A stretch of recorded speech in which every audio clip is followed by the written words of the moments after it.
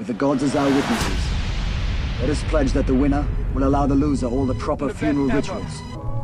There are no pacts between lions and men. No, you're a killer! Sir, yes, sir! Let me see your war face! Ah! That's a war face! Now let me see your war face! Ah! Bullshit! You didn't convince me! Let me see your real war face! Ah! You don't scare me! Let's get ready to rumble! The best ever. Let's get ready to rumble! The best ever. Try and stop it. Welcome, fight fans, to another edition of In the Squared Circle with Felipe Lyon. I am Felipe Lyon, and this is your 31st edition of In the Squared Circle, your 30-minute or less recap of everything boxing for the last week here on the Leave It in the Ring network. I am the co-host of Boxeo Tijuana TV every Tuesday night, 7 p.m. Pacific on our YouTube channel, boxeotijuana.com/TV or youtube.com/Boxeo Tijuana, or even on our Facebook page, facebook.com/Boxeo Tijuana. You can see us there every Tuesday night, 7 p.m. with my partner, Renzo Novara, also international editor of FightNews.com. And every other week here on the Leave It in the Ring network, every other Thursday, the 2-minute round with David Avila, former fighter Elena Baby Doll Reed, and myself, where we give you everything that has to do with female boxing. This week we have this show this Thursday, which will be the 25th, and they just confirmed that we will have Heather Hardy, the new WBC International Featherweight Champion, who beat fellow undefeated or previously undefeated Shelly Vincent this past Sunday night from Coney Island on the NBC Sports Network. But before we go into the fight results, let's go into Hooks and Jabs, where we give you all the latest news. Veremos quién es el más macho. Earlier this week, or last week, two-divisional world champion Timothy Bradley of Palm Springs, California, extended his exclusive contract with Top Rank. Both camps mentioned it was the right move and that there are a number of fights left for Bradley with the company.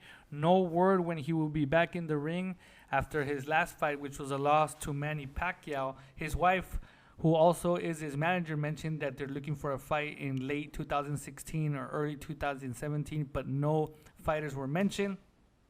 Hopefully now that Bob Arum and Top Rank have come to some kind of agreement regarding their lawsuit with the Premier Boxing Champions Series and Al Heyman, maybe we could see some welterweight fights there for Timothy Bradley, because as far as the Top Rank stable, it's kind of shallow in that division, being that the only other name there, it might be Jessie Vargas, but with the PBC, there could be fights made with Keith Thurman or Danny Garcia or some of that ilk, or even Kell Brook, which all three of those fights are pretty good for Timothy Bradley. In the hopes of offering one competitive fight on their September 17th pay-per-view card, Golden Boy Promotions announced an interesting bout between Gabriel Rosado and Willie Monroe Jr. for the semi-main event of Saul Canelo Alvarez's challenge of the WBO Super Welterweight Champion Liam Smith at the Cowboy Stadium in Dallas, Texas. This fight was made after the heavyweight fight between WBA interim champion Luis Ortiz and Alexander Ustinov fell to the wayside, as well as an appearance by WBO middleweight champion Billy Joe Saunders. Also on the card will be Jojo Diaz versus Andrew Gancio and Diego de la Hoya versus Orlando del Valle. If you guys keep up with the boxing news, you guys will know by now that Billy Joe Saunders actually said no to both Gabriel Rosado and Willie Monroe Jr., as well as Curtin Stevens, when it was offered to him by Golden Boy Promotions in hopes of putting Billy Joe Saunders on this September 17th card and then having him face Canelo Alvarez in December. But now Billy Joe Saunders is out of the game, and Golden Boy did the right thing and the easiest thing in putting Gabriel Rosado against Willie Monroe Jr., and that's going to be the semi-main event on September 17th. Not really pay-per-view worthy, but quite possibly the most competitive and interesting fight on the card. After an extensive investigation by the WBC regarding his positive test for the recently banned substance meldonium, the organization distributed a press release that explained there weren't enough evidence for WBC number 1 ranked heavyweight Alexander Povetkin. That there wasn't enough evidence that Povetkin took the substance after January 1st when the ban went down, despite coming up positive. Because of that, the WBC ordered a fight between the number 1 ranked Povetkin versus number 2 ranked former champion Romain Stavern, since the champion Deontay Wilder is out for the rest of the year because of injuries suffered in his last fight against Chris Arreola. The camps of Povetkin and Stavern have until September 16th to come to an agreement, or else it will go to purse bid. More than likely, that fight will go to Russia. Since all clues point out that fight between WBO, IBF, WBA light heavyweight champion Sergey Kovalev and Andre Ward indeed will take place on November 19th on HBO pay-per-view from Las Vegas, the network has declined to distribute the pay-per-view fight between Manny Pacquiao and WBO champion Jessie Vargas set for November 5th. Ex-lawyer Bob Arum stated the contract between the Filipino superstar and the network is now null and void as far as he sees it. And, that leaves with Bob Arum, who is no stranger to putting on his own pay-per-view fights to find a new platform for the pay-per-view. Obviously, HBO was a little bit weary of putting on distributing the fight, since if everything goes down as planned for the fall-winter, you would have November 5th, Manny Pacquiao against Jessie Vargas, November 19th, Andre Ward against Sergey Kovalev, and then early December, Miguel Cotto against a fighter to be named. If they end up finding a fighter, that's going to be on pay-per-view as well. So you would have 3 pay-per-views on HBO in 5 weeks, and that just can't happen. The fact that Manny Pacquiao's pay-per-views have not been what they've been in the past when he was one of the pay-per-view kings, as well as Jessie Vargas being the opponent and perhaps not Terrence Crawford, is probably reason enough for HBO to give it a pass. Bob Arum has said that he has touched bases with different platforms, including Netflix, to perhaps help distribute the HBO. And now finally, deviating a little bit away from the sport of boxing, but still staying in combat sports, I'm not a big, huge MMA fan. I could probably count the fights that I've seen in that sport on one hand, but I have seen a couple of the Ronda Rousey fights, especially when he lost against Holly Holm, being that Holly Holm was a former boxer. I did see the first Nate Diaz against Conor McGregor fight, and for this last fight that just happened on Saturday night, the rematch between Conor McGregor and Nate Diaz, I've actually made a point to go to a local bar here in Tijuana, Mexico, where I reside, and to watch the fight. Kind of got caught up in the whole, it seemed like these guys really, really disliked each other, and I kind of got caught up in all that, and I saw the press conference where they threw water bottles at each other, so I really wanted to watch this fight because the first one was also very entertaining. To me, the whole ground game of the MMA or the UFC or whatever you want to call it, it's something that really is not that appealing to me. I like when they stand up and box or fight, even though their skill level is obviously not as good as a full-time boxer. But in this fight, it was very entertaining. I was very impressed. It's possibly the best MMA fight I've ever seen in my whole life. And like I mentioned, I haven't seen that many of them. But I was entertained from the beginning bell to the end of the bell, and I was even cheering for Nate Diaz to take Conor McGregor down to the ground, since I thought that would be the best bet for him to win the fight. Lo and behold, Conor McGregor did win the fight. I did see him land the better and bigger punches, as it was evident on Nate Diaz's face. But, I just wanted to touch bases because I read our colleague Steve Kim's article earlier this week on he didn't watch the fight, but he had read on Twitter that it was a great fight, and kind of touch bases on the fact that UFC, more than boxing at this point, is giving the fans what they want to see, which is the fights that the fans want to see, and that's something that we did get between Conor McGregor and Nate Diaz. So let's see what happens next for them. If they do have the rematch, I'll be more than happy to grab a stool at that local bar that I went to and watch the third fight. So with that said, we go to our fight results, where we give you what happened in the last week in boxing. All right, on Friday, August 19th, from Velasco Theater in Los Angeles, California, Golden Boy Promotions presented on Estrella TV two pretty good fights. Ivan Delgado stopped Alejandro Rocha in the 8th round of a super featherweight bout. It was a good little mix-up between the both. Ivan Delgado looked very aggressive. Alejandro Rocha did as well, but Delgado kept scoring that left hook, which ended up being the downfall of Ochoa. Ochoa was down in round 1 and 7, and Delgado was swelling under the right eye from the 3rd round. Good fight on the co-main event. Vyacheslav Chingonski-Chabransky scored a 3rd round knockout over Oscar Riojas in an 8-rounder at light heavyweight.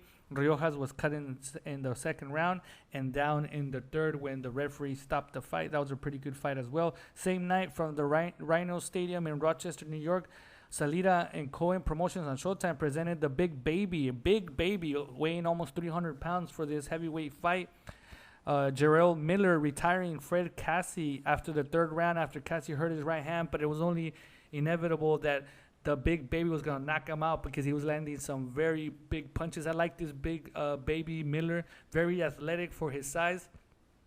Good technique. I think he is a someone to keep an eye on, and hopefully a couple more fights and he could challenge for a world title maybe early next year against the likes of Anthony Joshua or somebody of that ilk. Cassie hurt his right hand. With the win, Jarrell Miller defended his WBO, NABO heavyweight title. And on the semi-main event, Antonio Nieves got a split draw over Tijuana's Alejandro Santiago in a 10-rounder for the WBO, NABO super bantamweight title. With the draw, Antonio Nieves keeps the title. The scores were 96-94 for Nieves, 96-94 for Santiago, and an even 95-95. I saw the Tijuana fighter closing out the show a little bit stronger than Nieves, and I kind of lean towards him with the 96-94, but I can see why it could be a draw.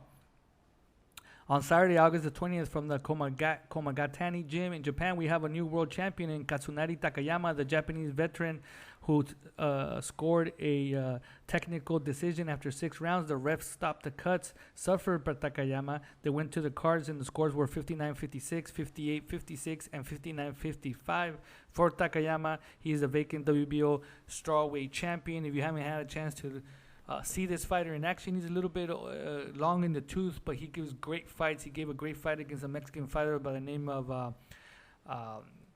Mario El Dragoncito Rodriguez. Went to his hometown in Guasave, Sinaloa, and got the win there. For that fight was, I believe, for the WBO 105 title. Then he fought Francisco Chiguas Rodriguez in his hometown in Monterrey. And I think that fight was either a draw or Takayama won. And then obviously now back in Japan, Takayama winning the strawweight WBO title. And the same night, Saturday night, from Centro de Convenciones in Acapulco, Mexico, Marcos Villasana got a disqualification win in the 10th round against Filipino Roseki Cristobal. With the win, he defended his WBC Latino lightweight title. Cristobal was down in the 5th, and Cristobal lost a point for a low blow in the 8th. And when he continued to do it in the 10th, he was disqualified. While the IBF welterweight champion Carlos King Molina scored a unanimous decision over Carlos Gorham in an 8-rounder. At welterweight, scores were 80-72 3 times. From over here close to Ensenada, from the Vineros del Valle de Guadalupe, Sanford on the Azteca channel gave us undefeated 19-year-old Carlos Chema Ocampo scored a unanimous decision over Alvaro Robles in a 10-rounder at welterweight. Scores were 192 times and 98-92, while number 1 ranked super middleweight Jose Uzcategui scored a second-round knockout against Brazilian Fabiano Peña in a scheduled 10-rounder at super middleweight. And on Sunday, from the Ford Amphitheater in Coney Island in New York, DeBella Entertainment presented on NBC Sports Errol Spence winning the bid in IBF Eliminator. Now he is the number 1 contender and has called out the champion there, Kell Brook, when he stopped formerly unstopped Leonard Bundu in the 6th round of a scheduled 12. Errol Spence didn't have, it wasn't a walk in the park. Bundu started off very aggressively in the beginning of the fight, but around the 4th, 5th round, Spencer was able to impose his style, score more accurately, and then finally land some big punches in the 6th round and stop Bundu cold. And like I mentioned, with the win, Spence now is officially number 1 ranked welterweight for the IBF. He wants Kell Brook. Kell Brook first will be facing Gennady Golovkin on September 10th. It's not for his title, being that the fight is at middleweight. So if he wins, he would have to face Errol Spence next. If he loses, he would have to face Errol Spence next. But if he wins, the IBF has given him 10 days to decide whether he's going to stay at middleweight or go back down to welterweight. And if he decides to go back down to welterweight, he would have to face Spence Jr. If he decides to stay at 160, then Errol Spence will fight the number 2 ranked fighter. And that is the fight results for last week. And now we're going to go to the upcoming calendar. On Tuesday, August the 23rd, from the Sands Bethlehem Event Center in Bethlehem, Pennsylvania, Kings Promotions and the PBC on Fox Sports 1 give us Caleb Plant versus Juan de Angel in a 10-rounder at 168 pounds. Whereas on Saturday, August 27th, from the Arena Coliseo in Mexico City, Mexico, Promociones del Pueblo on Televisa gives us Mariana Juarez, very famous Mariana Barbie Juarez, one of the veteran Mexican fighters, female Mexican fighters, will be facing Argentinian Daniela Bermudez in a 10-rounder for the vacant WBC International Bantamweight title. While on the semi-main event, Eduardo Hernandez will face Filipino Ray Juntilla in a 10-rounder at super featherweight. While on the competing channel on Azteca, Sanford gives us former bantamweight champion Yasmin La Rosita Rivas going for the interim WBC 10 bantamweight title in a 10-rounder against Jessica Gonzalez. That's a rematch. And from the Honda Center in Anaheim, California, TJB and the PBC on Spike TV gives us Robert the Ghost Guerrero versus David Peralta in a scheduled 10-rounder at welterweight. The return of Alfredo El Perro Angulo against Freddy El Riel Hernandez in a 10-rounder at, get this, super middleweight. And then Terrell Gausha versus Steven Martinez in a 10-rounder at middleweight. And from the Churchill County Fairgrounds in Fallon, Nevada, Top Rank and Unimas gives us Miguel Marriaga versus Guy Robb in a 10-rounder for the vacant WBO NABO featherweight title, while Jose Felix Jr. of Los Mochis, Mexico, will face Robert Franco in a 10-rounder at lightweight. And that is the fights for this upcoming weekend. A little bit more action, but obviously as we go into September, we're going to get a lot more action with that big September 10th fight card with Gennady Golovkin against Kell Brook and Roman Chocolatito Gonzalez against Carlos Cuadras. And then on September 17th, we got the return of Saúl El Canelo Alvarez against WBC super welterweight champion Liam Smith. And then a lot more to come in the month of September. Before we go, let's give you the rundown of here, the Living in the Ring Network. Every Monday night at 4 p.m. Pacific, you got the Next Round with Steve Kibb and Gabriel Montoya. Every Tuesday, you have this show, In the Squared Circle, your 30-minute or less recap of all boxing that is going on for the week. Every Wednesday at 6 p.m. Pacific, you got the flagship show, Leave It in the Ring with David Dueñas and Gabriel Montoya. And then every other week, you get the 2-minute round, your hooks and jabs look at the female fight world. We have our next show this August the 25th, this upcoming Thursday, where we have been confirmed that we will get WBC International Featherweight Champion Heather Hardy on the show from her big win this past weekend over fellow previously undefeated Shelly Vincent on NBC Sports, one of the first female fights to be broadcast in a long time on TV anywhere in the United States. With that said, we thank you for listening to the 31st episode of In the Squared Circle.